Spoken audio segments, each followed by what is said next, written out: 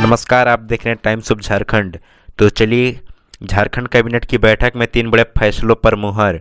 अप्रैल में होंगे पंचायत चुनाव, बिजली सब्सिडी और प्रमोशन में आरक्षण नीति में हुआ बदलाव। झारखंड में अप्रैल में पंचायत चुनाव होंगे, इसमें ओबीसी को आरक्षण नहीं मिलेगा। सरकार ने उड़ीसा के तर्ज पर यहां चुनाव कराने का फैसला लिया है। उड़ीसा में कुछ संशोधनों के साथ ओबीसी आरक्षण दिए बगैर ही चुनाव हो रहा है। गुरुवार को कैबिनेट ने इस पर मुहर लगा दी। साथ ही मई तक चुनाव संपन्न कराने संबंधी प्रस्ताव को राजभवन भेजने की अनुशंसा भी की। गौरतलब है कि सुप्रीम कोर्ट ने ओबीसी आरक्षण मामले में शर्त रखी है। कोर्ट ने कहा कि अगर राज्य सरकार ओबीसी आरक्षण के तहत चुनाव कराना चाहती है तो इसके लिए आयोग का गठन कराना होगा।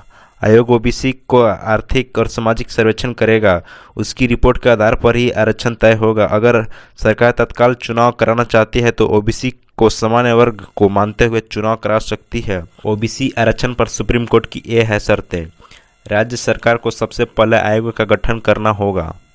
दूसरा, आयोग ओबीसी का सामाजिक आर्थिक सर्वेक्षण करेगा। तीसरा, आयोग की रिपोर्ट के आधार पर ही इस आरक्षण तय होगा। चौथा, सरकार ओबीसी को सामान्य मानते हुए चुनाव करा सकती है।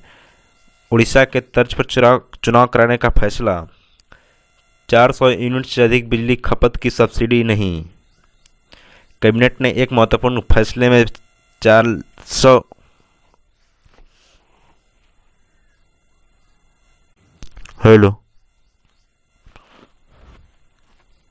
वहीं बिजली सब्सिडी की बात है तो 400 यूनिट से अधिक बिजली खपत की तो सब्सिडी नहीं।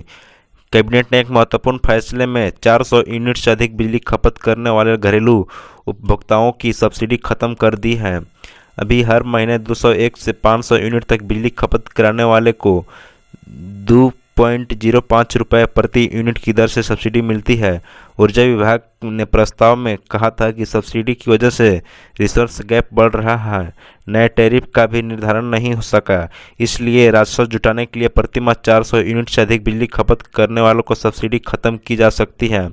इस पर फैसले से हर वर्ष ऊर्जा निगम को करीब 210 करोड़ रुपए की आय होगी। सामान्य पदों पर प्रोन्नत हो सकेंगे आरक्षित वर्ग के कर्मी। कैबिनेट ने नई प्रमोशन नीति वाले विधेयक के प्रारूप को भी मंजूरी दी है। इसे अब विधानसभा से पास कराया जाएगा, फिर राज्यपाल की मंजूरी मिलते ही यह व्यवस्था लागू हो जाएगी। कानून बनने के बाद परिणामी वर्गीय के आधार पर आरक्षित श्रेणी के कर्मचारी का सामान्य वर्ग के पदों पर प्रमोशन हो सकेगा। तभी स्वीकृति पदों की संख्या के मुकाबले एसटी को प्रतिनिधित्व 4.45% और एससी का 10.04% है।